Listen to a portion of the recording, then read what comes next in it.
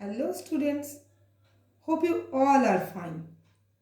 In the previous class, we already recited the poem and now I will explain this poem with step by step. So please be concentrated in your class and let's go to start it. But at first we have to know about the poet Robert Louis Stevenson. Robert Louis Stevenson is best known as the author of children's classic Treasure Island, that is 1882. He was born in 13th November 1850.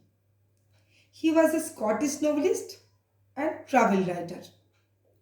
He is most noted for Treasure Island, Kidnapped, Strange Case of Dr. Jekyll and Mr. Hyde, and he was died in 1894. So students, let's go to start the poem's inner meaning. In the first stanza of this poem, the speaker begins by asking a question.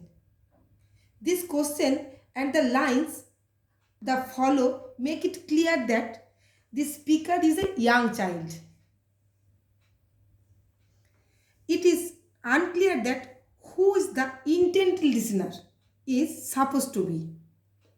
It could also be a child or another adult the speaker is excitedly talking to.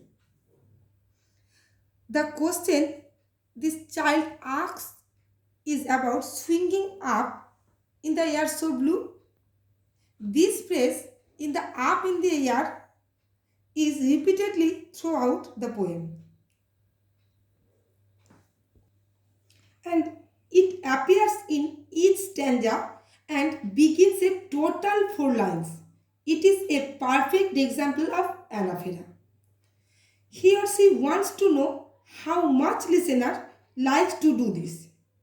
There is no room for a reply as the speaker goes right into their own answer. They think that is the pleasantest thing that a child could do. There is nothing else that brings one more pleasure than the freedom of flying or a swing. In the second stanza of the swing begins with the refrain up in the air. The speaker is imagining the best moments they have had on the swing and the joy they felt when the rose so high they could see over the wall. This gives the reader one simple detail about the setting, and it is enough to where one can assume this swing is located within a distance of a structure, perhaps a house or on the boundaries of a farm or garden. When the child swings this high, they are able to see so wide. In the flashes they get of the land beyond the wall, they see rivers and trees and cattle at all. They are wild images, things that can only be seen, at least from that perspective from the swing.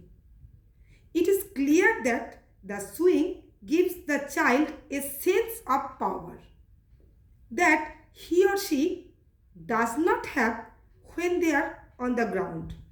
They get a view all over the countryside when they swing.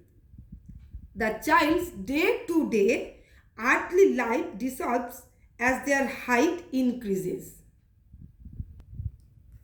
In the last stanza, Stevenson utilizes the bouncing motion of the rhyme and the rhythm to stimulate the up and down progress of the swing. The child has risen up to see over the wall, and then as the swing starts to fall, they look down and see the garden green. This clarifies a bit More of the setting. The swing is in a garden and it is the garden one. The child is looking over. On the way back down, the child also sees the roof is so brown. It is the opposite of the countryside, and as it is dark and familiar. It is the part of the child's home and it represents safety and mundane every day. And the last two lines both begins with phrase up in the air. As long as the child has the energy to push the swing, they will continue in arch up above the wall and then back down below. The poem concludes without a real conclusion.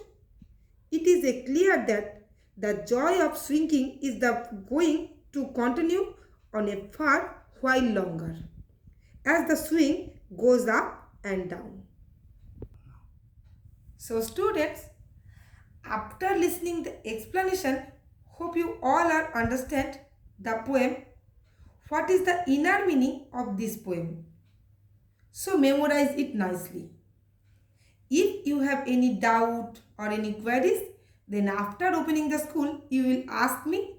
I will definitely clear your doubts. Thank you.